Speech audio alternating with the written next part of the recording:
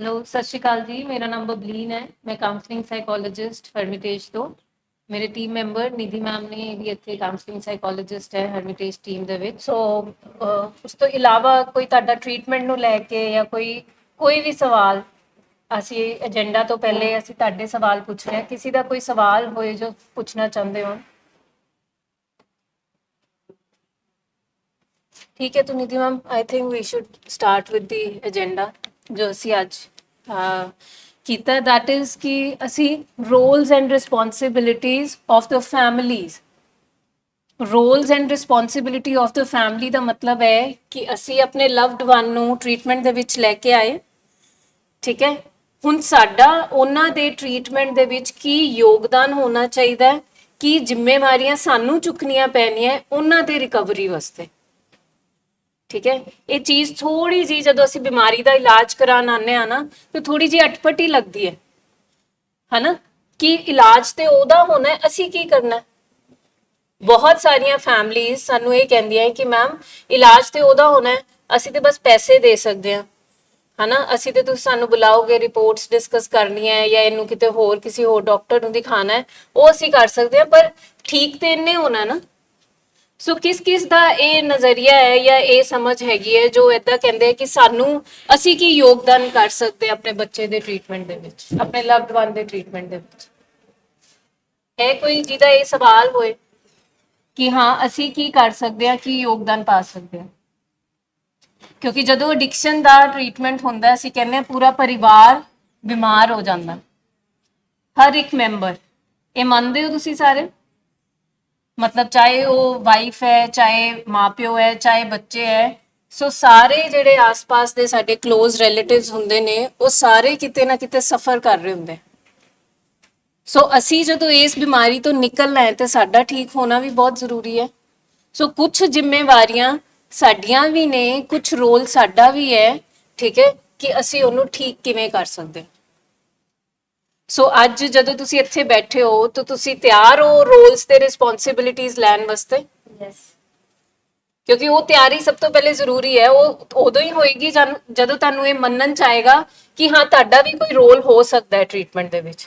ਜੇ ਤੁਸੀਂ ਇਹ ਬੋਲੋ ਕਿ ਨਹੀਂ ਸਾਡਾ ਤੇ ਮੈਮ ਕੋਈ ਰੋਲ ਨਹੀਂ ਹੈ, ਅਸੀਂ ਥੋੜੀ ਇਹਨੂੰ ਕਿਹਾ ਸੀ ਨਸ਼ਾ ਕਰ ਤੂੰ, ਜਾਂ ਅਸੀਂ ਇਹਨੂੰ ਥੋੜੀ ਕਿਹਾ ਸੀ ਆਪਣੀ ਜ਼ਿੰਦਗੀ ਖਰਾਬ ਕਰ ਲੈ, ਹੁਣ ਇਹਦੀ ਜ਼ਿੰਮੇਵਾਰੀ ਹੈ।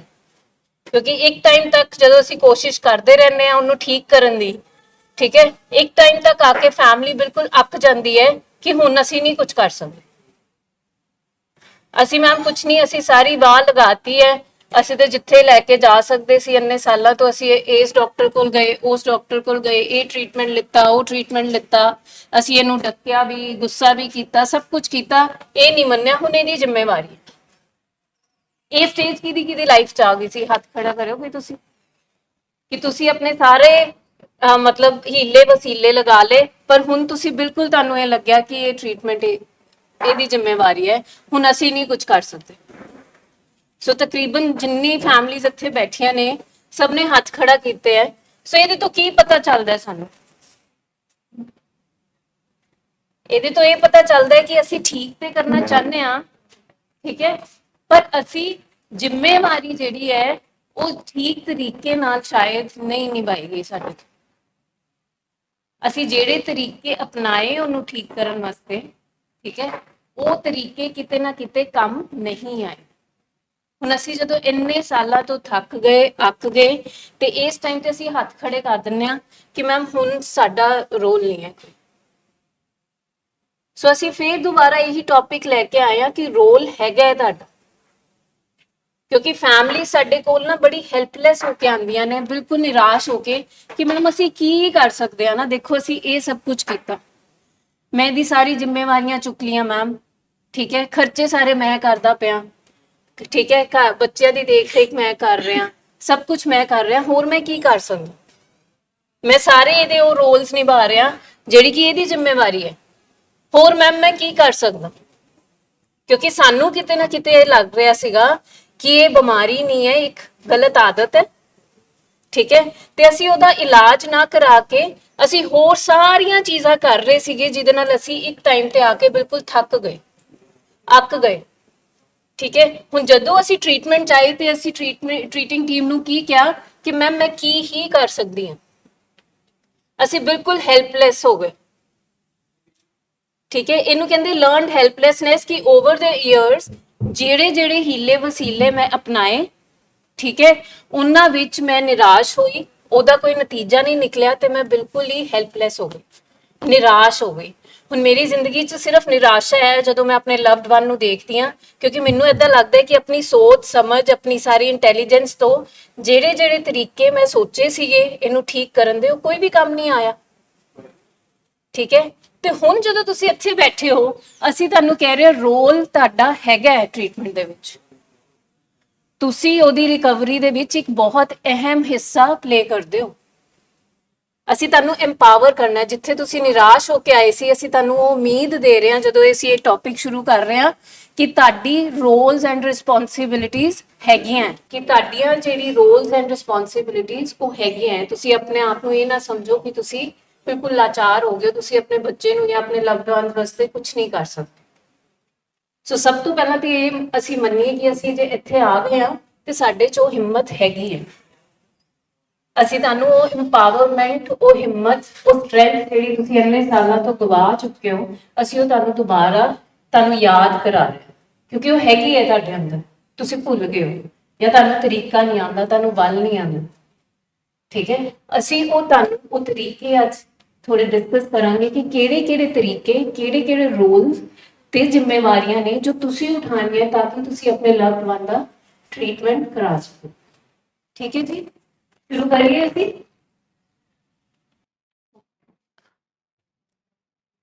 ਸੋ ਜਿਵੇਂ ਅਸੀਂ ਹੁਣ ਗੱਲ ਕਰਦੇ ਪਏ ਹਾਂ ਕਿ ਸਾਡਾ ਰੋਲ ਤੇ ਰਿਸਪੌਂਸਿਬਿਲਿਟੀ ਟੂਵਰਡਸ ਲਾਈਕ ਟ੍ਰੀਟਮੈਂਟ ਕੀ ਹੈ, ਐਡਿਕਸ਼ਨ ਦੀ ਰਿਕਵਰੀ। ਅੱਛਾ, ਐਡਿਕਸ਼ਨ ਤੋਂ ਰਿਕਵਰ ਮਤਲਬ, ਰਿਕਵਰ ਦਾ ਮਤਲਬ ਕਿ ਅਸੀਂ ਨੋਰਮਲ ਸਟੇਟ ਵਿੱਚ ਆਉਣਾ, ਠੀਕ ਹੈ, ਜਿੱਥੇ ਸਾਡਾ ਪੇਸ਼ੈਂਟ ਇੱਕ ਨੋਰਮਲ ਫੰਕਸ਼ਨਿੰਗ ਵਿੱਚ ਆ ਜਾਏ। ਰਿਕਵਰੀ ਦਾ ਮਤਲਬ ਕੀ ਹੁੰਦਾ ਹੈ ਕਿ ਰਿਸਟੋਰ ਕਰਨਾ ਆਪਣੀ ਹੈਲਥ ਨੂੰ ਵਾਪਸ ਜੋ ਖਰਾਬ ਹੋ ਗਈ ਸੀ।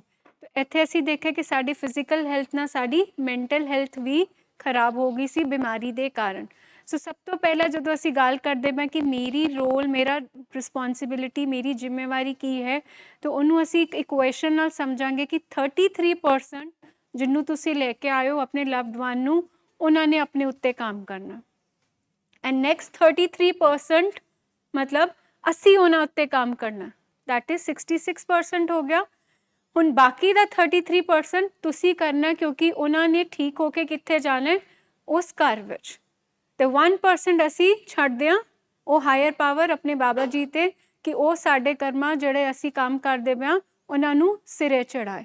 ਤਾਂ ਈਚ ਵਨ ਆਫ ਅਸ ਅਸੀਂ ਭਾਰ ਥੋੜ੍ਹਾ ਥੋੜ੍ਹਾ ਚੁੱਕਣਾ ਹੈ। ਮਤਲਬ ਜੇ 100 ਕਿਲੋ ਦਾ ਭਾਰ ਹੈ, ਅਸੀਂ 100 ਕਿਲੋ ਦਾ ਭਾਰ ਉਸ ਬੱਚੇ ਉੱਤੇ ਨਹੀਂ ਪਾ ਦੇਣਾ, ਆਪਣੇ ਲਵਡ ਵਨ ਉੱਤੇ ਨਹੀਂ ਪਾਣਾ। ਅਸੀਂ ਉਹ ਭਾਰ ਇਕੱਠੇ ਵੰਡ ਕੇ ਉਹਨੂੰ ਰਿਕਵਰੀ ਵਿੱਚ ਤੋਰਨਾ। ਤਾਂ ਇੱਥੇ ਕੀ ਹੋਏਗਾ ਕਿ ਲਾਈਕ ਅਸੀਂ ਮਤਲਬ ਤੁਸੀਂ ਦੇਖਦੇ ਹੋ ਕਿ ਡਾਕਟਰ ਸਰਜਰੀ ਕਰਦਾ ਹੈ, ਅਤੇ ਡਾਕਟਰ ਜਦੋਂ ਸਰਜਰੀ ਕਰਦਾ, ਟਾਂਕੇ ਲਾਉਂਦਾ, ਉਹ ਕੀ ਕਰਦਾ ਕਿ ਸਕਿਨ ਨੂੰ ਇੱਥੋਂ ਤੇ ਇੱਥੋਂ ਦੋਨੋਂ ਟਾਂਕਿਆਂ ਵਿੱਚ ਲਾਈਕ ਉਹ ਸੀਂਦਾ, ਠੀਕ ਹੈ। ਤੇ ਉਸੇ ਤਰ੍ਹਾਂ ਅਸੀਂ ਇੱਕ ਸਿਰੇ ਤੇ ਸਾਡੀ ਫੈਮਿਲੀ ਹੈਗੀ ਹੈ ਤੇ ਇੱਕ ਸਿਰੇ ਤੇ ਸਾਡਾ ਪੇਸ਼ੈਂਟ ਹੈਗਾ।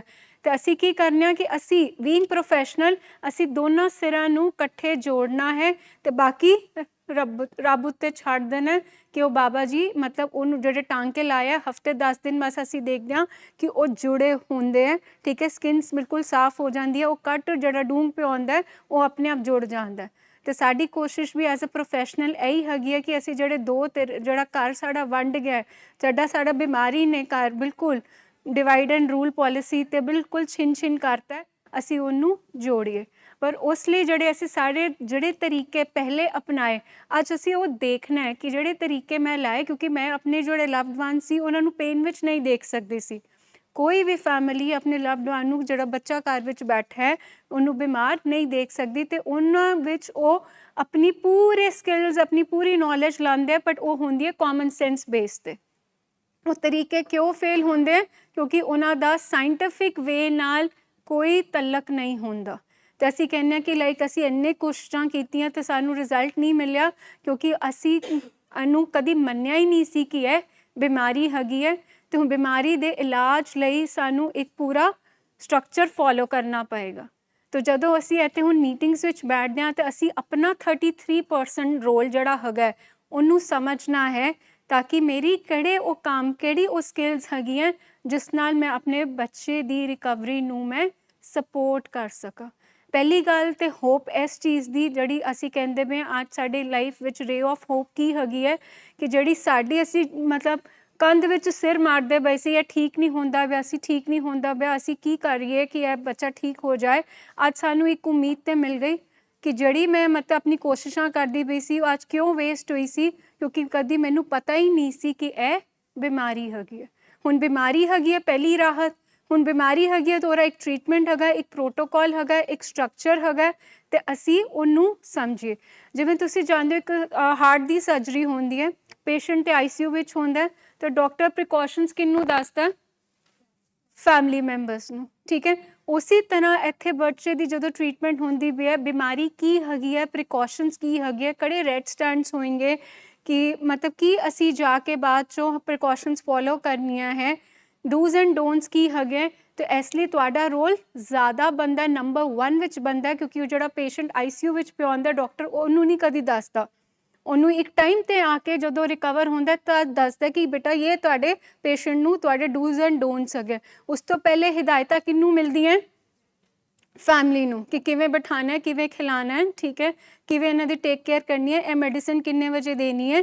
ਤਾਂ ਉਸੇ ਤਰ੍ਹਾਂ ਇਸ ਬਿਮਾਰੀ ਵਿੱਚ ਵੀ ਜਦੋਂ ਅਸੀਂ ਕਹਿੰਦੇ ਹਾਂ ਸਾਡੀ ਰੋਲ ਤੇ ਸਾਡੀ ਰਿਸਪੌਂਸਿਬਿਲਿਟੀਜ਼, ਤਾਂ ਤੁਹਾਡਾ ਰੋਲ ਉਹ 33% ਨੰਬਰ 1 ਵਿੱਚ ਆਉਣਾ, ਤਾਂ ਕਿ ਅਸੀਂ ਸਮਝੀਏ ਕਿ ਆਪਣੀ ਅਸੀਂ ਟੇਕ ਕੇਅਰ ਕਿਵੇਂ ਕਰਨੀ ਹੈ ਇਸ ਬਿਮਾਰੀ ਵਿੱਚ ਆਪਣੇ ਲਵਡ ਵਨ ਦੀ। ਸੋ ਜਿਹੜਾ ਸਾਡਾ ਪਹਿਲਾ ਪੁਆਇੰਟ ਹੈਗਾ ਉਹ ਹੈਗਾ educate yourself about the disease.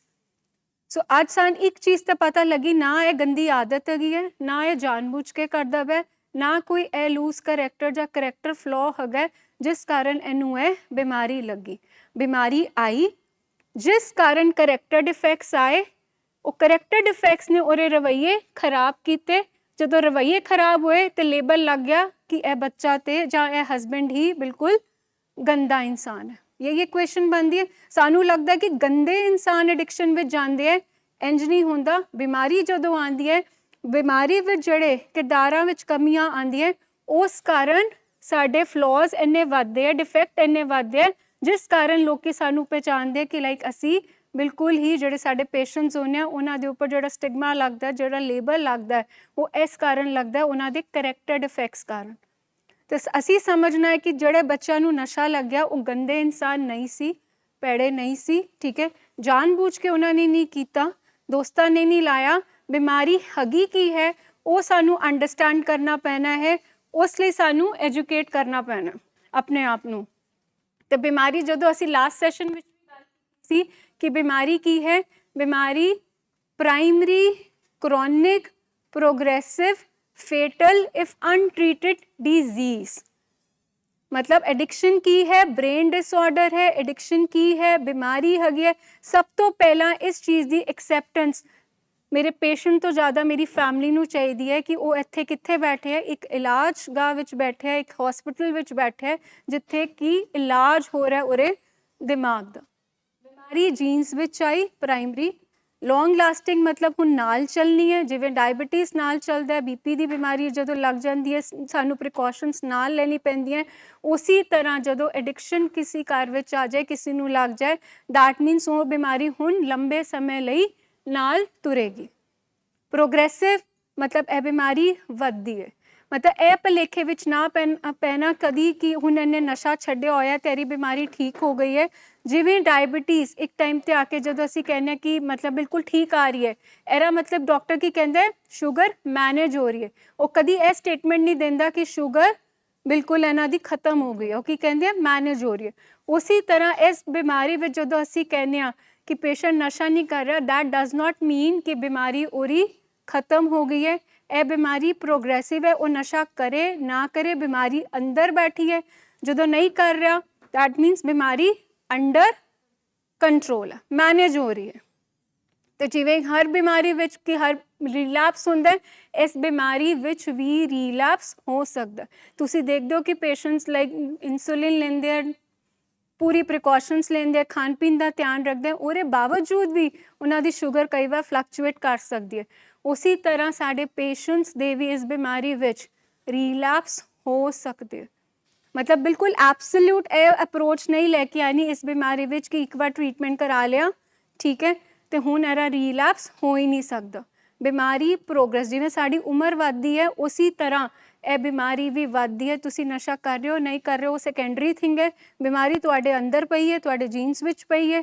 ਕਦੀ ਵੀ ਇਨਵਾਇਰਮੈਂਟ ਵਿੱਚ ਟ੍ਰਿਗਰ ਆ ਸਕਦਾ ਤੇ ਬਿਮਾਰੀ ਐਕਟਿਵ ਹੋ ਸਕਦੀ ਹੈ। ਤੇ ਤੁਸੀਂ ਪ੍ਰੋਗਰੈਸ ਦੇਖੀ ਹੋਏ ਕਿ ਜਿਸਨੇ ਇੱਕ ਪੈਗ ਤੋਂ ਬੰਦਾ ਕਿੱਥੇ ਪਹੁੰਚਦਾ ਹੈ, ਇੱਕ ਬੋਤਲ ਤੇ, ਇੱਕ ਸਿਗਰਟ ਤੋਂ ਕਿੱਥੇ ਪਹੁੰਚਦਾ ਹੈ, ਇੱਕ ਡੱਬੀ ਤੇ। ਦੈਟ ਮੀਨਸ ਇਹ ਕੀ ਸ਼ੋ ਕਰ ਰਿਹਾ ਕਿ ਪੇਸ਼ੈਂਟ ਦੀ ਕਪੈਸਿਟੀ, ਨਸ਼ਾ ਕਰਨ ਦੀ ਕੁਆਂਟੀਟੀ ਵੱਧ ਗਈ।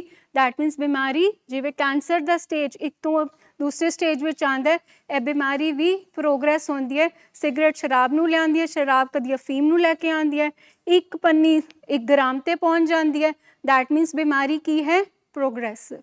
ਨੈਕਸਟ ਅਸੀਂ ਹਮੇਸ਼ਾ ਕਹਿੰਦੇ ਹਾਂ ਕਿ ਇਸ ਬਿਮਾਰੀ ਦਾ ਇੱਕ ਹੋਰ ਕੜਵਾ ਸੱਚ ਹੈਗਾ, ਫੇਟਲ ਇਫ ਅਨਟ੍ਰੀਟਡ, ਕਿ ਇਹ ਬਿਮਾਰੀ ਜਾਨਲੇਵਾ ਹੈ ਜਦੋਂ ਅਗਰ ਇਸ ਦਾ ਇਲਾਜ ਨਹੀਂ ਹੋਇਆ। ਜਿਵੇਂ ਅਸੀਂ ਕਿਹਾ ਬਾਕੀ ਪ੍ਰਾਇਮਰੀ ਕ੍ਰੋਨਿਕ ਬਿਮਾਰੀਆਂ ਵਿੱਚ ਤੁਸੀਂ ਡਾਇਬਟੀਜ਼ ਦਾ ਨਾ ਇਲਾਜ ਕਰਾਓ, ਅੱਖਾਂ ਤੇ ਪੈ ਜਾਂਦੀ ਹੈ ਸ਼ੂਗਰ, ਹੱਡੀਆਂ ਤੇ ਪੈ ਜਾਂਦੀ ਹੈ, ਕਿਡਨੀ ਤੇ ਪੈ ਜਾਂਦੀ ਹੈ। ਉਸੇ ਤਰ੍ਹਾਂ ਇਸ ਬਿਮਾਰੀ ਦਾ ਵੀ ਅਗਰ ਇਲਾਜ ਨਹੀਂ ਹੋਇਆ, ਤੁਸੀਂ ਰੋਜ਼ ਅਖਬਾਰਾਂ ਵਿੱਚ ਪੜ੍ਹਦੇ ਹੋ ਓਵਰਡੋਜ਼ ਹੋ ਗਿਆ, ਸਡਨ ਡੈਥ ਹੋ ਗਈ, ਫਿੱਟ ਪੈ ਗਏ, ਤੇ ਇਹ ਬਿਮਾਰੀ ਜਾਨਲੇਵਾ। ਸੋ ਸਭ ਤੋਂ ਪਹਿਲੇ ਇਸ ਚੀਜ਼ ਦੀ ਗ੍ਰੇਸਫੁਲ ਐਕਸੈਪਟੈਂਸ ਕਿ ਮੇਰੇ ਘਰ ਮੇਰੇ ਜਿਹੜਾ ਲਵਡ ਵਨ ਹੈ ਉਹਨੂੰ ਬਿਮਾਰੀ ਲੱਗੀ ਹੈ, ਉਹ ਜਾਣਬੁੱਝ ਕੇ ਨਸ਼ਾ ਨਹੀਂ ਕਰ ਰਿਹਾ। ਮਤਲਬ ਜਦੋਂ ਤੱਕ ਤੁਹਾਡੇ ਅੰਦਰ ਉਸ ਚੀਜ਼ ਦੀ ਰਿਸਪੈਕਟ ਨਹੀਂ ਆਵੇਗੀ ਕਿ ਇਹ ਬਿਮਾਰੀ ਘਰ ਵਿੱਚ ਆ ਗਈ ਹੈ, ਤੇ ਬਿਮਾਰੀ ਘਰ ਵਿੱਚ ਆਈ ਹੈ ਉਹ ਕਿੰਨੇ ਭੇਜੀ ਹੈ, ਉਸ ਪਰਮਾਤਮਾ ਨੇ, ਤੇ ਅਸੀਂ ਰਿਸਪੈਕਟ ਕਰੀਏ ਨਾ। ਫਿਰ ਤੁਹਾਡੇ ਲੜਨ ਨਾਲ ਕੁੜਨ ਨਾਲ ਕੀ ਬਿਮਾਰੀ ਚੱਲ ਜਾਣੀ ਹੈ?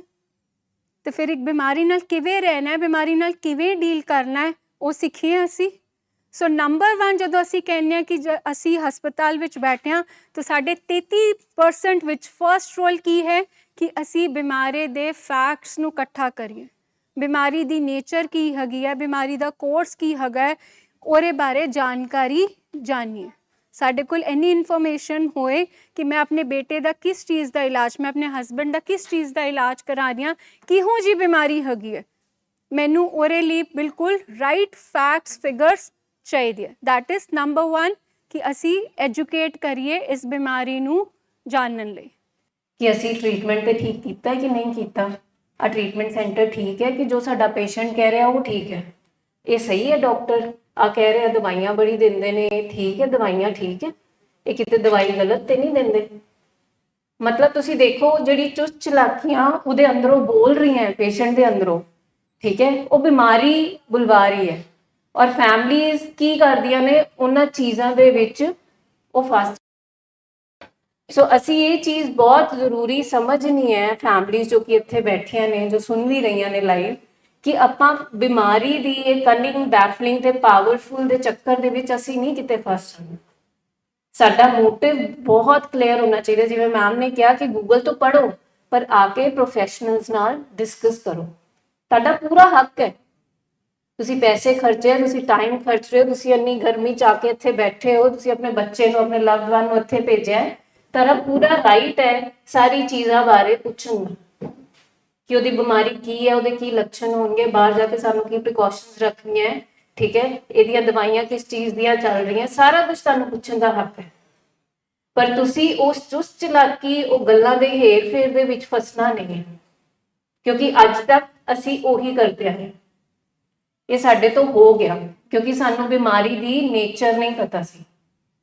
ਸਾਨੂੰ ਏਦਾਂ ਲੱਗਦਾ ਸੀ ਇਹ ਸਾਡਾ ਬੱਚਾ ਬੋਲ ਰਿਹਾ, ਇਹ ਸਾਡਾ ਪੇਸ਼ੈਂਟ ਬੋਲ ਰਿਹਾ ਹੈ, ਲਵਡ ਵਨ ਬੋਲ ਰਿਹਾ, ਇਹਦੇ ਨਾਲ ਵਾਕਈ ਏਦਾਂ ਹੋ ਰਿਹਾ ਹੋਏਗਾ। ਪਰ ਸਾਨੂੰ ਇਹ ਨਹੀਂ ਪਤਾ ਚੱਲ ਰਿਹਾ ਸੀ ਕਿ ਉਹਦੇ ਤੋਂ ਕਿਹੜੀ ਚੀਜ਼ ਇਹ ਚੀਜ਼ਾਂ ਬੁਲਵਾ ਰਹੀ ਹੈ। ਠੀਕ ਹੈ, ਬੜੀ ਫੈਮਲੀਜ਼ ਇੱਥੇ ਆਉਂਦੀਆਂ ਜਿਨ੍ਹਾਂ ਨੇ ਪਤਾ ਨਹੀਂ ਕਿੰਨੇ ਹੀ ਡਾਕਟਰ ਬਦਲੇ ਹੋਣੇ ਹੈ। ਉਹ ਕਿਉਂ? ਕਿਉਂਕਿ ਪੇਸ਼ੈਂਟਸ ਨੇ ਕਿਤੇ ਕਿਹਾ ਕਿ ਹਾਂ ਵੀ ਸਾਨੂੰ ਇਹਦੇ ਨਾਲ ਇਹ ਪ੍ਰੋਬਲਮ ਆਉਣ ਲੱਗ ਗਈ। ਇਹ ਹਾਲਾਂਕਿ ਕੀ ਹੈ ਕਿ ਬਿਮਾਰੀ ਟ੍ਰੀਟਮੈਂਟ ਨਹੀਂ ਹੋਣ ਦਿੰਦੀ।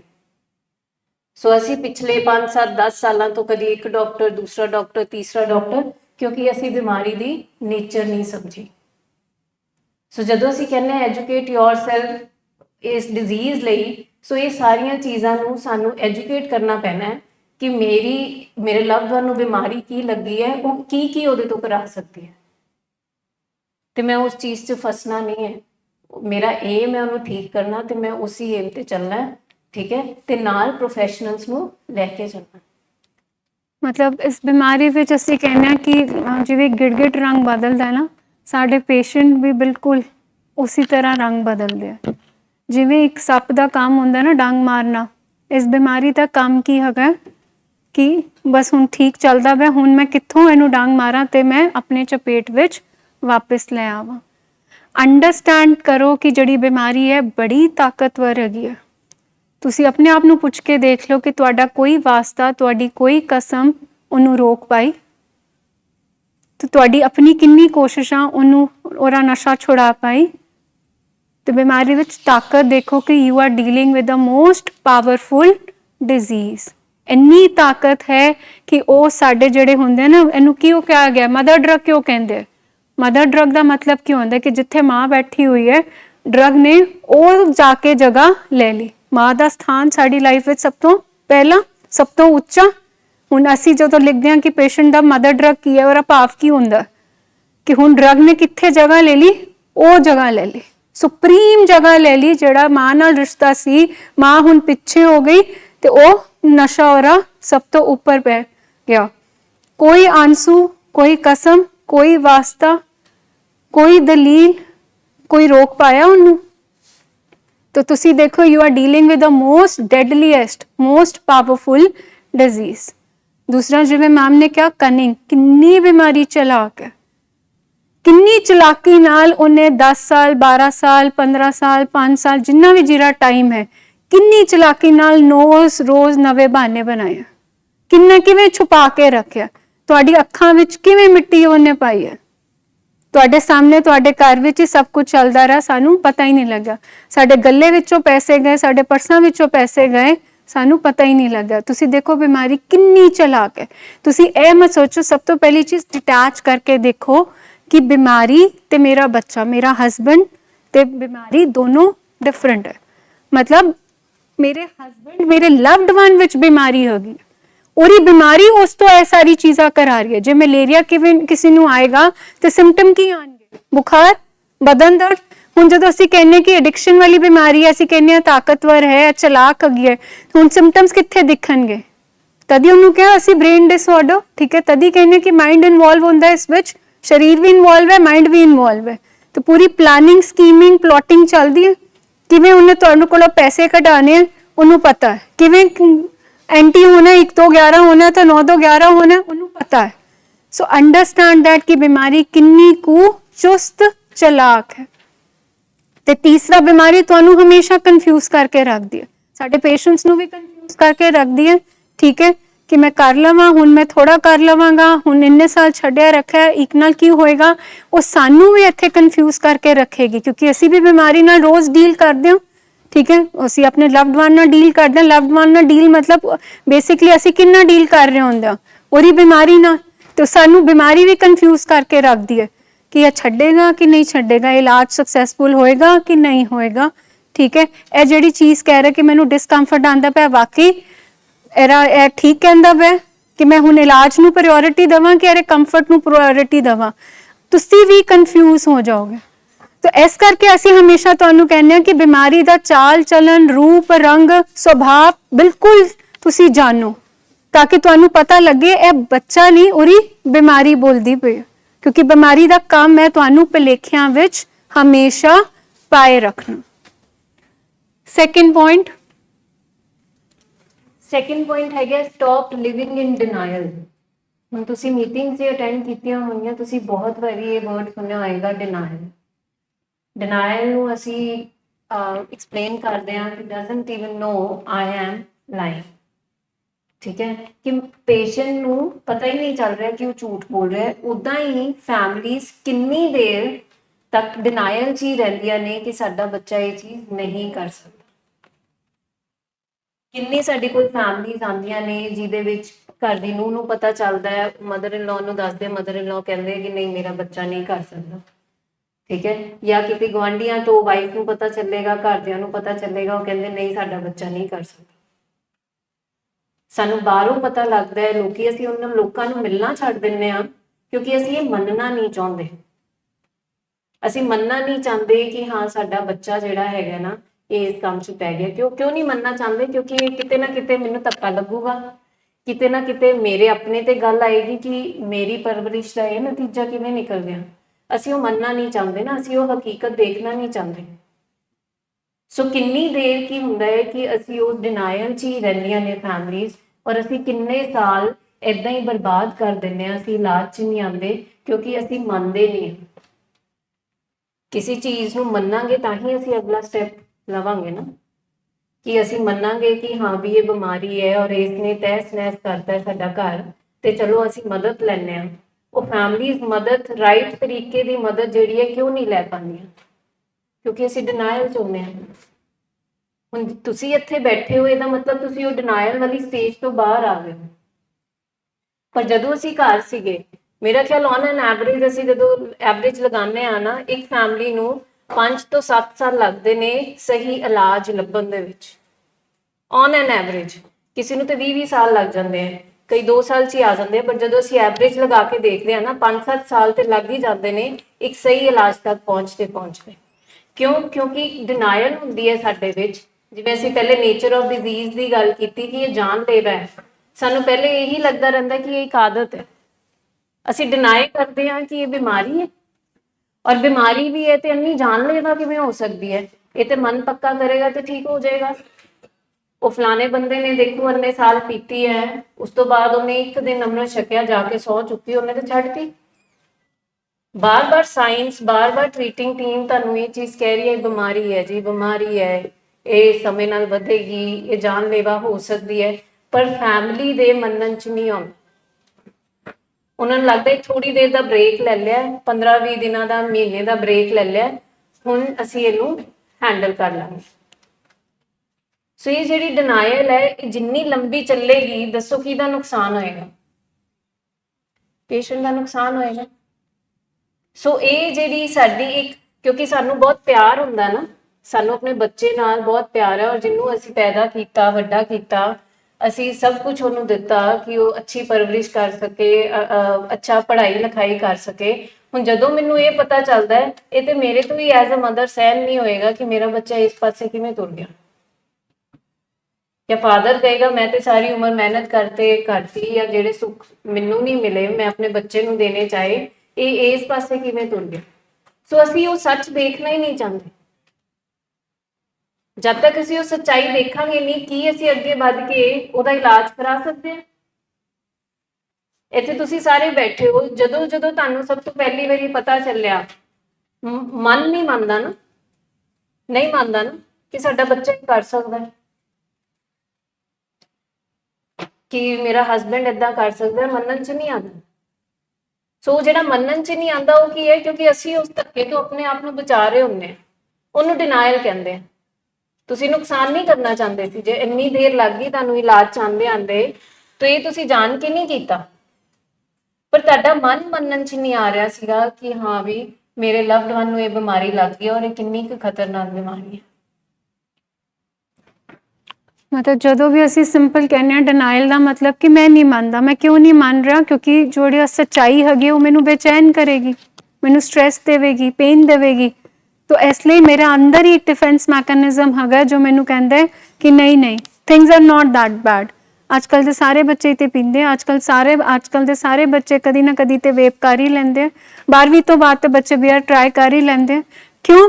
ਕਿਉਂਕਿ ਅਸੀਂ ਇਹਨੂੰ ਹਰ ਚੀਜ਼ ਨੂੰ ਇੰਨਾ ਨੋਰਮਲਾਈਜ਼ ਕਿਉਂ ਕਰਦੇ ਹਾਂ? ਕਿਉਂਕਿ ਸਾਨੂੰ ਸੱਚਾਈ ਕਿੱਥੇ ਮਤਲਬ ਪੇਨ ਨਾ ਦੇ ਦੇ, ਪੀੜਾ ਨਾ ਦੇ ਦੇ, ਤੇ ਮੈਂ ਮੰਨਣ ਨੂੰ ਨਹੀਂ ਤਿਆਰ ਹੁੰਦਾ ਕਿ ਜਿਹੜਾ ਲਾਈਟਰ ਉਹਦੀ ਗੱਡੀ ਵਿੱਚ ਮਿਲਿਆ, ਜਿਹੜਾ ਉਹ ਰਾਤੀ ਆਂਦਾ ਪਿਆ, ਜਾਂ ਉਹ ਕੁਛ ਹਰਕਤ ਕਰ ਰਿਹਾ, ਠੀਕ ਹੈ, ਪੈਸੇ ਘਰੋਂ ਗਾਇਬ ਹੋਇਆ, ਮੈਂ ਕਿਉਂ ਨਹੀਂ ਮੰਨਦਾ? ਕਿਉਂਕਿ ਮੈਂ ਆਪਣੀ ਬੇਚੈਨੀ ਨੂੰ ਫੇਸ ਨਹੀਂ ਕਰਨਾ ਚਾਹੁੰਦਾ। ਤੇ ਸਿੰਪਲ ਮੇਰੇ ਅੰਦਰ ਕੀ ਆਉਂਦਾ ਹੈ? ਡਿਨਾਇਲ, ਕਿ ਮੈਂ ਆਪਣੇ ਅੱਗੇ ਇੱਕ ਦੀਵਾਰ ਲਗਾ ਦਿੰਦਾ। ਉਹ ਦੀਵਾਰ ਕੀ ਕਹਿੰਦੀ ਹੈ ਕਿ ਥਿੰਗਸ ਆਰ ਨੋਟ ਬੈਡ, ਇਹ ਵੀ ਇੰਨਾ ਕੰਮ ਖਰਾਬ ਨਹੀਂ ਹੋਗਾ, ਇੰਝ ਹੋ ਹੀ ਨਹੀਂ ਸਕਦਾ। ਇਹ ਲਾਈਟਰ ਰਹਿ ਨਹੀਂ ਕਿਸੇ ਦੋਸਤ ਦਾ ਹੀ ਹੋ ਗਿਆ ਹੋਣਾ, ਰਹਿ ਗਿਆ ਹੋਣਾ ਇੱਥੇ। ਸੋ ਡਿਨਾਇਲ ਸਾਨੂੰ ਕਿੰਨੇ ਸਾਲ ਮੰਨਣ ਹੀ ਨਹੀਂ ਦਿੰਦਾ ਕਿ ਰਿਐਲਿਟੀ ਜਿਹੜੀ ਹੈਗੀ ਆ ਉਹ ਬਿਲਕੁਲ ਕੰਟਰਰੀ ਹੈਗੀ ਹੈ। ਚੀਜ਼ਾਂ ਕੁਝ ਹੋਰ ਚੱਲਦੀਆਂ ਪਈਆਂ ਅੰਡਰ ਕਵਰ, ਜਿਹਨੂੰ ਮੈਂ ਦੇਖਣਾ ਨਹੀਂ ਚਾਹੁੰਦੀ ਬਈ। ਕਿਉਂ ਨਹੀਂ ਚਾਹੁੰਦੀ ਬਈ? ਕਿਉਂਕਿ ਉਹ ਮੈਨੂੰ ਪੇਨ ਦੇਵੇਗੀ, ਮੇਰੇ ਉੱਤੇ ਕੁਐਸਚਨ ਕਰੇਗੀ as a mother, as a wife, ਕਿ ਮੈਂ ਆਪਣਾ ਸਹੀ ਰੋਲ, ਸਹੀ ਅਪਬ੍ਰਿੰਗਿੰਗ ਨਹੀਂ ਕੀਤੀ। ਜਾਂ ਐਜ਼ ਅ ਵਾਈਫ ਮੇਰੀ ਕੁਐਸਚਨ, ਮੇਰੀ ਡਿਗਨਿਟੀ ਉੱਤੇ ਉਹ ਇੱਕ ਮਤਲਬ ਕੁਐਸਚਨ ਮਾਰਕ ਲੱਗੇਗਾ ਕਿ ਲਾਈਕ ਕਿ ਮੈਂ ਕਿਵੇਂ ਜੀ ਵਾਈਫ ਹੈਗੀ ਹਾਂ, ਕਿ ਮੈਂ ਆਪਣੇ ਹਸਬੈਂਡ ਦੀ ਟੇਕ ਕੇਅਰ ਨਹੀਂ ਕਰ ਪਾਈ। ਠੀਕ ਹੈ, ਤਾਂ ਅਸੀਂ ਕਿੰਨੇ ਸਾਲ ਡਿਨਾਈਲ ਵਿੱਚ ਰਹਿੰਦੇ ਹਾਂ, ਐਂਡ ਡਿਨਾਈਲ ਦੇ ਕਾਰਨ ਰਹਿਣ ਕਾਰਨ ਹੀ ਅਸੀਂ ਜਦੋਂ ਕਹਿੰਦੇ ਪਏ ਕਿ ਸਾਡੀ ਬਿਮਾਰੀ ਪ੍ਰੋਗਰੈਸ ਹੋਈ, ਉਹ ਪ੍ਰੋਗਰੈਸ ਦਾ ਕਾਰਨ ਕਿਉਂ ਬਣਿਆ ਕਿ ਅਸੀਂ ਪਹਿਲੇ ਸਾਡਾ ਪੇਸ਼ੈਂਟ ਵੀ ਡਿਨਾਈਲ ਵਿੱਚ ਰਹਿੰਦਾ ਤੇ ਅਸੀਂ ਵੀ ਡਿਨਾਈਲ ਵਿੱਚ ਰਹਿੰਦੇ ਹਾਂ। ਸਾਨੂੰ ਚੀਜ਼ਾਂ ਉਹਦੀ ਮੂਵਮੈਂਟਸ ਵਿੱਚ ਕੋਈ ਨਾ ਕੋਈ ਗੜਬੜ ਲੱਗਦੀ ਹੈ, ਬਿਲਕੁਲ ਦਿਖਦੀ ਹੈ, ਪਰ ਅਸੀਂ ਮੰਨਣ ਨੂੰ ਤਿਆਰ ਹੀ ਨਹੀਂ ਹੁੰਦੇ। ਪਹਿਲਾਂ ਸਾਡਾ ਡਿਨਾਈਲ ਆਉਂਦਾ ਟੂਵਰਡਸ ਡਿਜ਼ੀਜ਼ ਕਿ ਅਸੀਂ ਮੰਨਣ ਨੂੰ ਨਹੀਂ ਤਿਆਰ ਕਿ ਇਹ ਬਿਮਾਰੀ ਹੈਗੀ ਹੈ। ਫਿਰ ਅਸੀਂ ਅੱਗੇ ਵਧਦੇ ਹਾਂ ਤਾਂ ਸਾਡਾ ਡਿਨਾਈਲ ਆਉਂਦਾ ਟੂਵਰਡਸ ਟ੍ਰੀਟਮੈਂਟ। ਫਿਰ ਅਸੀਂ ਕਹਿੰਦੇ ਹਾਂ ਕਿ ਲਾਈਕ ਇੰਨਾ ਲੰਬਾ ਚੌੜਾ ਟ੍ਰੀਟਮੈਂਟ ਕਿਉਂ ਚਾਹੀਦਾ। ਠੀਕ ਹੈ, ਅਸੀਂ ਕਹਿੰਦੇ ਹਾਂ ਕਿ ਸਾਡਾ ਟ੍ਰੀਟਮੈਂਟ ਸਾਡੇ ਹਿਸਾਬ ਨਾਲ ਕਸਟਮਾਈਜ਼ ਕੀਤਾ ਜਾਵੇ। ਫਿਰ ਤੀਸਰਾ ਆਉਂਦਾ ਕਿ ਡਿਨਾਈਲ ਟੂਵਰਡਸ ਚੇਂਜ, ਕਿ ਮੈਂ ਕਿਉਂ ਬਦਲਾਂ, ਇਲਾਜ ਤੁਸੀਂ ਹੋਰਾ ਕਰਦੇ ਪਏ ਹੋ, ਮੈਨੂੰ ਮੇਰਾ ਲਾਈਫ ਸਟਾਈਲ ਜਾਂ ਮੈਨੂੰ ਮੇਰੇ ਘਰ ਦਾ ਇਨਵਾਇਰਨਮੈਂਟ ਕਿਉਂ ਚੇਂਜ ਕਰਨਾ ਪੈਣਾ। ਸੋ ਦ ਪ੍ਰੋਗਰਾਮ ਸੇਜ਼ ਕਿ ਜਦੋਂ ਤੱਕ ਤੁਸੀਂ ਇਹ ਤਿੰਨਾਂ ਸਟੇਜਸ ਦੇ ਡਿਨਾਈਲ ਵਿੱਚੋਂ ਨਹੀਂ ਨਿਕਲੋਗੇ, denials toward disease, denials towards treatment and denial towards change, ਤੁਸੀਂ ਅੱਗੇ ਵਧ ਹੀ ਨਹੀਂ ਸਕਦੇ। ਤੁਸੀਂ ਆਪਣਾ ਰੋਲ ਉਹ ਜਸਟੀਫਾਈ ਕਰ ਹੀ ਨਹੀਂ ਸਕਦੇ।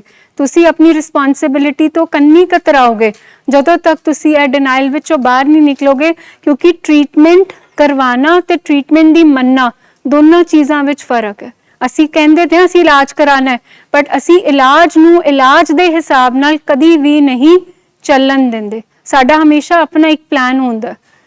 ਸੋ ਦ ਪ੍ਰੋਗਰਾਮ ਜਿਹੜਾ ਅਸੀਂ ਅੱਜ ਗੱਲ ਕਰਦੇ ਪਏ ਹਾਂ ਕਿ ਸਟਾਪ ਲਿਵਿੰਗ ਇਨ ਡਿਨਾਈਲ, ਜਿਹੜੀ ਤੁਹਾਨੂੰ ਚੀਜ਼ਾਂ ਦਿਖਦੀ ਪਈਆਂ, ਜਿਹੜੇ ਅਨਪਲੇਜ਼ੈਂਟ ਜਿਹੜੇ ਉਹਦੇ ਬਿਹੇਵੀਅਰ ਸੀ, ਜਿਹੜੀ ਅਨਪਲੇਜ਼ੈਂਟ ਰਿਐਲਿਟੀ ਤੁਸੀਂ ਉਹ ਇਨਸੀਡੈਂਟਸ ਦੇਖੇ ਹੈ, ਤੁਸੀਂ ਉਹਨੂੰ ਮੰਨੋ ਕਿ ਉਹੀ ਉਹਦੀ ਬਿਮਾਰੀ ਹੈਗੀ ਹੈ, ਉਹੀ ਉਹਦੀ ਬਿਮਾਰੀ ਦੇ ਸਿੰਪਟਮਸ ਹੈਗੇ ਹੈ।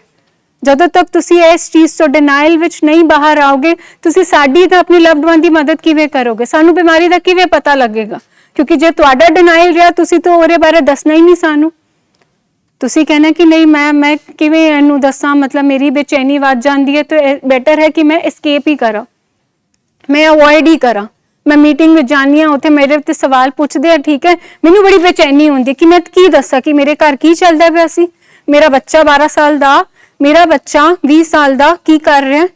ਤਾਂ ਬੇਚੈਨੀ ਉਹ ਜਿਹੜਾ ਕੁਐਸਚਨ ਮੇਰੇ ਅੰਦਰ ਚੱਲਦਾ, ਤਾਂ ਮੈਂ ਕਹਿੰਦੀ ਹਾਂ ਬੈਟਰ ਦਾ ਹੈਗਾ ਹੀ ਨਹੀਂ ਮੈਮ ਅੱਜ ਕੱਲ੍ਹ ਤਾਂ ਸਾਰੇ ਕਰਦੇ ਵੀ ਗਿਵ ਦਿਸ ਸਟੇਟਮੈਂਟਸ।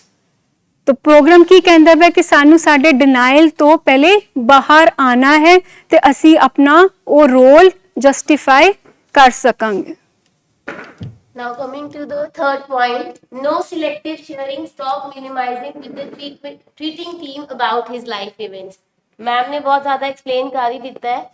ਪ੍ਰੋਬਲਮ ਪਤਾ ਹੈ ਕੀ ਹੈ, ਜਦੋਂ ਅਸੀਂ ਕਹਿੰਦੇ ਆ ਫੈਮਿਲੀ ਨੂੰ ਕਿ ਤੁਸੀਂ ਆਪਣੀ ਸ਼ੇਅਰਿੰਗ ਕਰੋ ਔਰ ਤੁਸੀਂ ਆਪਣੇ ਘਰ ਦੇ ਹਾਲਾਤ ਦੱਸੋ, ਤੇ ਬੜੀ ਸਿਲੈਕਟਿਵ ਸ਼ੇਅਰਿੰਗ ਹੁੰਦੀ ਹੈ। ਉਹਦਾ ਰੀਜ਼ਨ ਪਤਾ ਕੀ ਹੁੰਦਾ ਹੈ, ਉਹਦਾ ਰੀਜ਼ਨ ਕਿਤੇ ਨਾ ਕਿਤੇ ਹੁੰਦਾ ਹੈ ਮੈਂ ਕਿਸੇ ਨੂੰ ਨਾਰਾਜ਼ ਨਾ ਕਰਦਾ।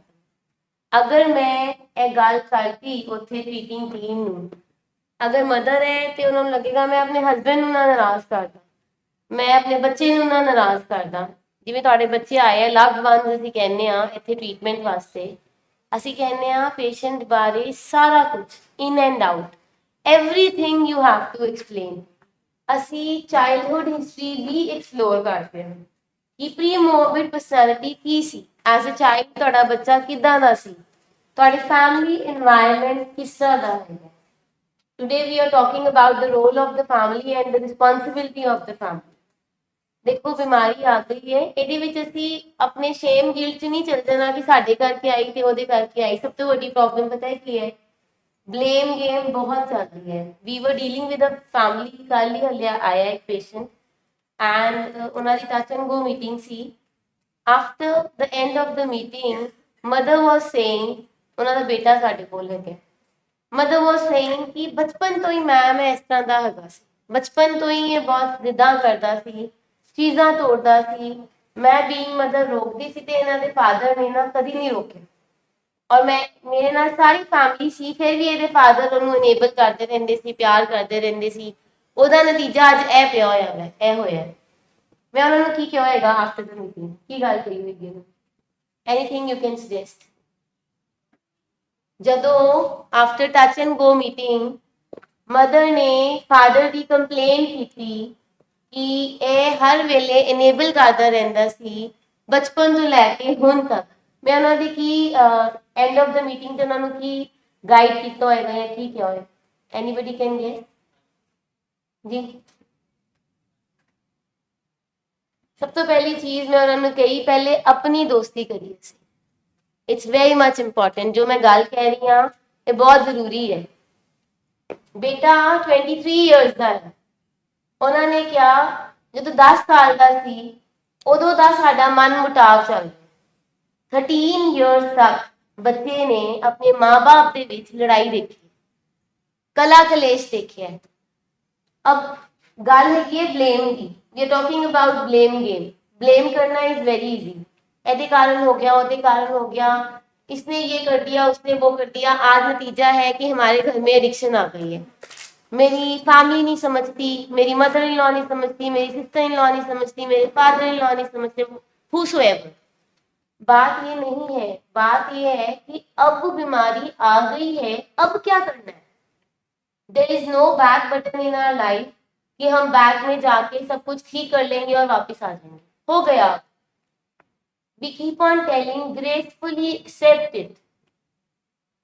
एक बंदा कहता है मेरे कारण नहीं उसके कारण, उसके कारण नहीं उसके कारण। इसका कोई फायदा ही नहीं है। आज जब तक आप 4 फैमिली मेंबर्स हैं, 5 फैमिली मेंबर्स हैं, 10 फैमिली मेंबर्स हैं, आपकी आपस में दोस्ती नहीं हो जाती, आप आपस में एक रवैया नहीं करते, एक बिहेवियर नहीं करते जो कि अच्छा व्यवहार है, हम कैसे एक्सपेक्ट कर सकते हैं हमारा पेशेंट अच्छा व्यवहार करे?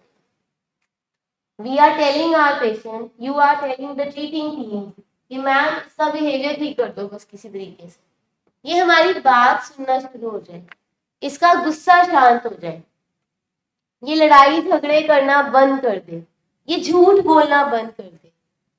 अब मैं सवाल करती हूँ कि बीइंग फैमिली मेंबर्स, अगर हम 5 जने हैं घर में या 10 जने हैं घर में और हमारी आपस में इतनी तकरार हो रही है, इतना टकराव हो रहा है, इतना कॉन्फ्लिक्ट हो रहा है ऑफ वन और द अदर रीजन, कुछ भी, हम क्या करने पे तुले हुए हैं? हम अपनी बात मनवाने में तुले हुए हैं, हम दूसरे को ठीक करने में तुले हुए हैं। दूसरे को ठीक नहीं कर सकते। हर इंसान, हर फैमिली मेंबर अगर ये रिस्पॉन्सिबिलिटी ले ले कि मैंने अपने ऊपर काम करना है, मैंने खुद को ठीक करना है, तो चीजें बेटर हो सकती हैं। आप कह रहे हो कि पेशेंट हमारा लव्ड वन जो है वो ऊंचा ना बोले और हम ऊंचा बोल रहे हैं घर में, so how can we expect? आप कह रहे हो कि वो झूठ ना बोले और हम झूठ बोल रहे हैं। क्या हम ये झूठ बोल रहे हैं? जैसे मैम ने बोला, हम मिनिमाइज करते हैं या इनेबल करते हैं कुछ भी। हम बच्चे के फादर से झूठ बोल रहे हैं, नहीं नहीं अभी आया, कोई नहीं, आज मैंने तो 100 रुपये ही दिया था। तो हम कैसे एक्सपेक्ट कर सकते हैं हमारा पेशेंट सच बोलेगा? वो इन्वायरमेंट से ही लर्न कर रहा है ना। सो पेशेंट के बारे में ईच एंड एवरीथिंग अगर आप बताएंगे और आप अपने घर के बारे में भी, आपको पता है हम अकेले पेशेंट का ट्रीटमेंट नहीं कर रहे। हम आप 5 फैमिली मेंबर्स हैं या 10 फैमिली मेंबर्स हैं, हम उनको भी काउंसलिंग में लेके आते हैं। क्यों हम बार बार बोलते हैं कि everyone should come and sit here, just listen, just ask your questions. क्यों? आप कैरी होम ये मैसेज लेके जाएंगे, आप खुद से पूछें क्या हमारे घर में सुकून है, क्या हमारे घर में पीस है, क्या हमने कभी ब्लेम नहीं किया किसी को?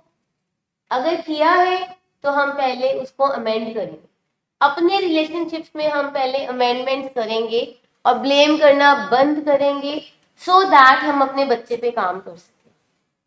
हमने बहुत बार ही देखा है, मदर फादर अगर बच्चा हमारे पास है, उनका आपस में रिलेशनशिप ही नहीं ठीक है, वो आपस में बात ही नहीं करते हैं, वो शेयरिंग ही नहीं करते, डिस्कस ही नहीं करते हैं। जब हम आपस में शेयरिंग नहीं कर रहे हैं तो हम पेशेंट से कैसे एक्सपेक्ट कर सकते हैं कि वो अपने मन की सारी बातें आपसे करें?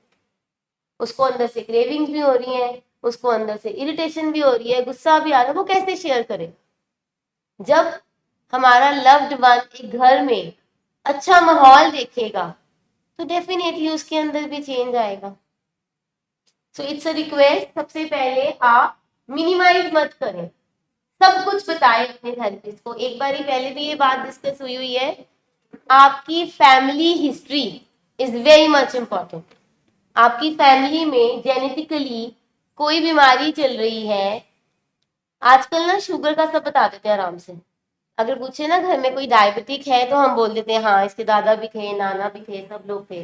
लेकिन जब हम एडिक्शन की बात करते हैं तो नहीं बताते, कई बार इग्नोर कर देते हैं कि नहीं नहीं दूर दूर तक कोई नहीं होएगा। क्यों? क्योंकि दादाजी ते मर गए हैं, उन बेचारे उन्होंने बदनाम क्यों करना है। No, it's not like that. Genetically it is very much important. हमने कितनी बार पूछा है घर में किसी को कोई साइकोलॉजिकल इशू था कभी? अगर घर में किसी ने सुसाइड कर ली है, उसकी जान चली गई है बिकॉज ऑफ द सेम, या सुसाइडल अटेम्प्ट किया है घर में किसी ने, या घर में कोई भी आपके नान के दाद के बच्चे के कोई भी जिसने सेल्फ हार्मिंग बिहेवियर किया है, अपना नुकसान किया है, तो हमें ये सारे पॉइंट्स बताने हैं, मिनिमाइज नहीं कर देना इस डर से कि अगर मैं सब कुछ बता दूंगी तो घर वाले मेरे से नाराज हो जाएंगे। आप ये समझें कि जितनी रोशनी आप डालेंगे अपने पेशेंट के सिम्टम्स पे, उतना अच्छा इलाज हम कर पाएंगे। जितनी आप हमसे बातें छुपाएंगे अपने पेशेंट के बारे में, उसमें कुछ भी है। देखो, इसमें हम करेक्टर के बारे में बात नहीं कर रहे हैं, वो करेक्टर डिफेक्ट है पेशेंट का। अगर उसकी लाइफ में कुछ ऐसी घटनाएं हुई हैं, कुछ इंसिडेंट्स हुई हैं जिसके बारे में शेयर करने से भी आपको एंजाइटी होती है, वो सबसे पहले बताना, वो बताएंगे आप, तभी हम उनको वर्क कर पाएंगे। हम क्या करते हैं, फैमिली क्या कहती है कि पेशेंट आपको दे दिया, आप 3 महीने में इसको नया करके भेज दो। नया किस चीज को करें?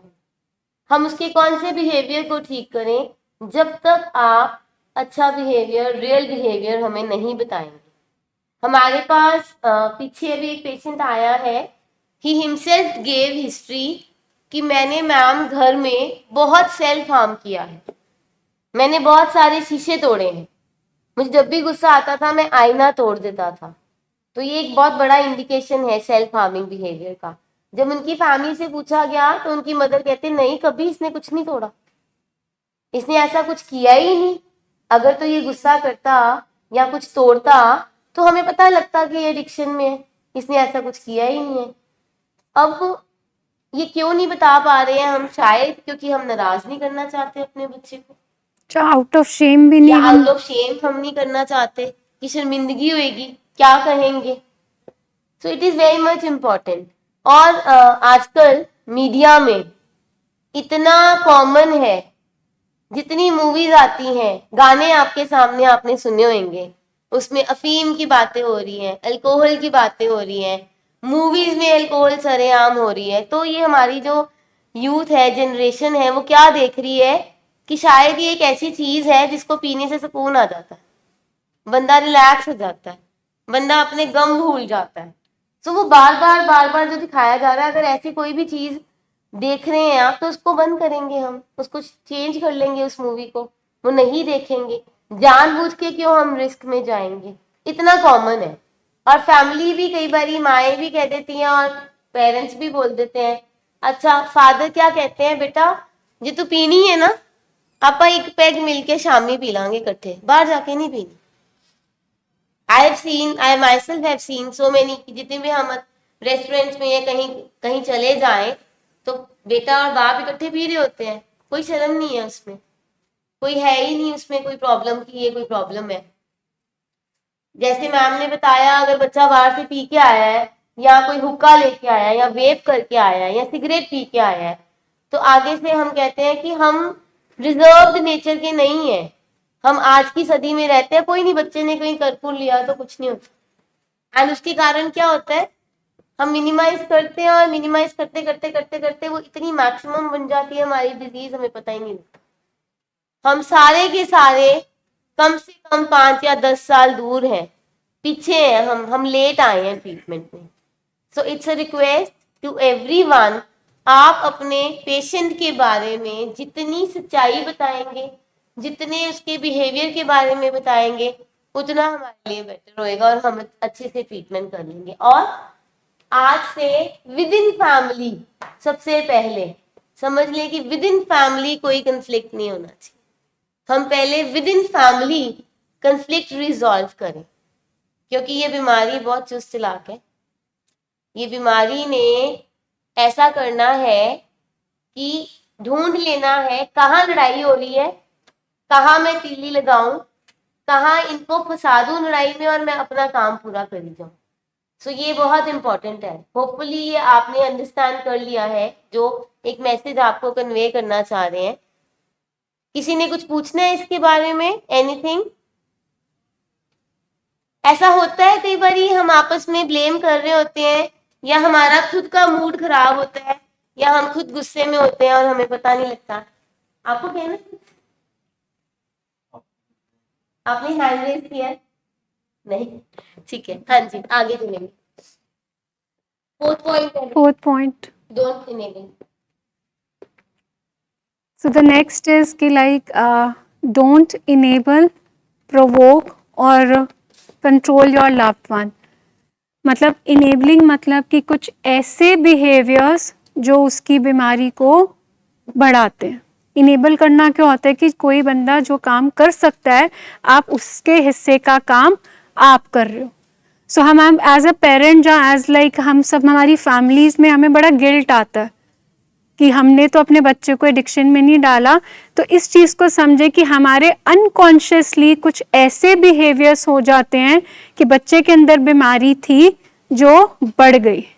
अब वो बिहेवियर्स क्या होते हैं कि हमें पता है कि वो कुछ गलत कर रहा है तो हम उसकी गलतियों पे पर्दा डाल देते हैं, हम एक्सक्यूजेस बना देते हैं। जो कॉन्सिक्वेंस उसको मतलब भुगतने चाहिए थे, हम वो कॉन्सिक्वेंसेस अपने ऊपर ले देते हैं। अगर वो काम अपने हिस्से का कर सकता, हम कहते ना ना मेरा बेटा तो राजा बाबू, उसको क्यों काम कराना है, बेटा मैं ही सब कुछ कर देती हूँ। इसको कहते हैं इनेबलिंग, कि हमें पता है कि बच्चा कुछ गलत कर रहा था, क्यों, उसकी बीमारी के कारण, बट हमने उसकी बीमारी को कैसे बढ़ाया, झूठ बोल के, लोगों के आगे पर्दे रख के। सो हमने क्या किया, उसकी बीमारी को जैसे कहते हैं ना शय दे दी, बढ़ावा दे दिया। इसको कहते हैं हम इनेबलिंग। ये हमें अपनी शर्मिंदगी ना हो, लोग मैनू की कहेंगे कि मैं किवें दी माँ हगियां, किवें दी वाइफ हगियां, तो मैं क्या बोलती हूँ, झूठ बोलना शुरू कर देती हूँ। इसे कहते हैं हम इनेबलिंग, कि हमें लगता है कि जो वो मांग रहा है वो सब कुछ उसके आगे परोस दो, शायद वो नशा नहीं करेगा। बट आप मुझे बताओ कि अगर आपने सब कुछ उनके लिए किया, नाराज वो रहते हैं? आप इनके लिए कुछ भी कर लो, इन्होंने नाराज रहना ही रहना। आपने जो बेस्ट से बेस्ट इनके लिए किया, ये फिर भी आपके ऊपर क्वेश्चन मार्क डाल देते हैं। सो जब हमें लगता है कि हमने प्यार से इनको इतना डील करने की कोशिश की, तो फिर हम क्या करते हैं, हम कौन से अब दूसरे एक्सट्रीम में आ जाते हैं, प्रोवोकिंग पे। पहले हम उनकी हर जिद को पूरा करते हैं, हर चीज उनके लिए करते हैं। जब हमें लगता है ये ठीक नहीं हो रहा, तो फिर हम कौन से एंड पे आ जाते हैं, एक्सट्रीम एंड पे, जहां पे हम उनके साथ बेइज्जती प्रोग्राम, गाली गलौज, फिजिकल अब्यूज करना, ठीक है, उनको रिमार्क्स देने, लानता पानिया, क्यों पैदा हो गया, तेरे तो चंगा होंदा तू पैदा ही ना होंदा, कुड़ी जम जांदी। सो दैट मीन्स हम प्रोवोक, गुस्से में हम बिल्कुल फिर उनकी लापा कर देते हैं। तो आप देख लीजिए दो एक्सट्रीम बिहेवियर्स। जहाँ तीसरा हम करते हैं कंट्रोल, कि नहीं मैं कंट्रोल कर लूंगा इसको, कैसे, गाड़ी की चाबी छुपा लूंगा, एटीएम के कार्ड्स रख लूंगा, लॉक लगा दूंगा, बर्थडे पे नहीं जाने दूंगा, रात को 10 बजे गेट का गेट ताला जंदरा अपने पास रख लूंगा। क्या आपके इन चीजों से करने से क्या वो रुका, उसकी बीमारी ठीक हुई? सो दैट मीन्स अनदर, यहाँ पे हमने अपने उन बिहेवियर्स को, इन मैल एडेप्टिव बिहेवियर्स को पहचानना है जिसके कारण उसकी बीमारी बढ़ी। मतलब सबसे पहले आइडेंटिफिकेशन किस चीजों की होगी, मेरे जो अनकॉन्शियसली जो मैंने स्वभाव किए, क्योंकि हम अपने बच्चे को प्यार कर रहे होते हैं। कोई भी फैमिली अपने लव्ड वन का नुकसान नहीं चाहती, बट हमसे कुछ ऐसे रवैये हो जाते हैं जिससे उनकी बीमारी बढ़ती है। तो पहले तो उन रवैयों को देखना, जैसे हमने बात की थी ब्लेम गेम की, ये भी तो एक बिहेवियर ही है ना। फैमिली मतलब बीमारी बच्चे में आ गई, ठीक है, अब गेम कौन सी चल रही है, तेरे कारण, तू बढ़ावा देता, तू शायद देती, तू पैसे देते, तू लेट आंदी परमिशन देती, भाई इसमें आपके लड़ाई से बीमारी ठीक हो जाएगी? So one of the behaviour responsibility ले कि ये बीमारी तो अब घर पे आ गई है। हम हमेशा 3 चीजों के बारे में इस बीमारी में कहते हैं, you have not caused it. पहली चीज कि हम पेरेंट्स को जब पता लगता है एज अ फैमिली कि हमारे घर में एडिक्शन आ गया तो हम बड़े गिल्ट में चले जाते हैं। तो इस चीज को समझे, हमने क्या बोला था, बीमारी क्या है, प्राइमरी। आपने बीमारी को कॉज नहीं किया। नंबर 1, आपने बीमारी को कॉज नहीं किया, बट आपके कुछ बिहेवियर्स ने उस बीमारी को बढ़ाया है। तो हम उस बिहेवियर्स को आइडेंटिफाई करें। नंबर 2, हम कहते हैं you can not control it. आप इस बीमारी को कंट्रोल नहीं कर सकते। कोई भी कंट्रोलिंग बिहेवियर आपका उस बीमारी को नहीं रोक पाएगा, क्योंकि हमने क्या लॉजिक दिया था कि ये बीमारी क्या है, बहुत पावरफुल। तीसरा, you can not cure it. आप अपने फैमिली मेंबर को अपने तरीकों से, अपने हिसाब से नहीं ठीक कर सकते, क्योंकि ये बीमारी है। तो बीमारी का क्या होता है हमेशा, इलाज। तो you have not caused it, come out of the guilt. अपनी गिल्ट तो बाहर कर दो कि मैं अपने बच्चे नु हाय कि मैं, मेरा बच्चा चला गया, मेरे कारण ते नहीं चला गया। ठीक है, वाइफ हमेशा इस गिल्ट ट्रिप में रहती है, शायद मेरे आने के कारण तो नहीं इनका पीना बढ़ गया। So number 1, you have not caused it. पूरा जेनेटिक, पूरी मल्टी फैक्टोरियल थ्योरी है जो एक्सप्लेन करती है एडिक्शन कहां से आई। नंबर 2 जो हमने बात किया, आपके किसी भी ताले पाबंदी उसकी बीमारी को ठीक नहीं कर पाएंगे, आपका कोई कंट्रोलिंग बिहेवियर उसे नहीं रोक पाएगा। एंड तीसरा, आपके तरीकों से ये बीमारी कभी भी ठीक नहीं होगी। बीमारी का एक स्ट्रक्चर है, बीमारी का एक प्रोग्राम है। अगर बीमारी की आप हिदायतों को फॉलो करोगे, रिकवरी बिल्कुल बाहें खोल के आपका वेलकम करेंगी। जहां पे आपकी मर्जी आई, बीमारी वापस आएगी। सो आइडेंटिफाई कीजिए कि मेरे कौन से, अब मेरे इनेबलिंग, प्रोवोकिंग, कंट्रोलिंग बिहेवियर की जगह मेरे बिहेवियर्स कौन से होने चाहिए। दैट्स द नेक्स्ट पॉइंट, कि हमें हमेशा हमारे सपोर्टिव रोल में आना। बट उससे पहले हम एक चीज और यहाँ पे 5th पॉइंट अंडरस्टैंड करेंगे कि क्या है, जो हमारा सिलेक्टिव शेयरिंग के साथ जो हमने पहला पॉइंट किया था उसी के इन कंटिन्यूएशन में है। नेक्स्ट पॉइंट है डेटा इंटरवेंशन। हम बार बार बात करते हैं कि डेटा इंटरवेंशन बहुत जरूरी है, और डेटा इंटरवेंशन कहा जाता है कि एक जो हम मेडिसिन दे रहे हैं ना हमारे पेशेंट्स को और ट्रीटमेंट दे रहे हैं, डेटा इंटरवेंशन मेडिसिन का ही रोल करता है। डेटा इंटरवेंशन इसलिए ज़रूरी है कि जितने हमारे लव्ड वंस आए हैं वो डिनाइल में है। एक बात मैं बता देती हूँ, कुछ 1% हमारे पास हमारे पेशेंट्स जिनको हम लव्ड वन कहते हैं, वो कहते हैं कि मैं अपनी मर्जी से आया हूँ। और ये मैं आपको बता दूँ वेरी क्लियरली, जो ये कहता है ना मैं अपनी मर्जी से आया हूँ, तो कुछ दिन बाद वो कहता है आया मैं अपनी मर्जी से हूँ तो जाऊंगा भी मैं अपनी मर्जी से।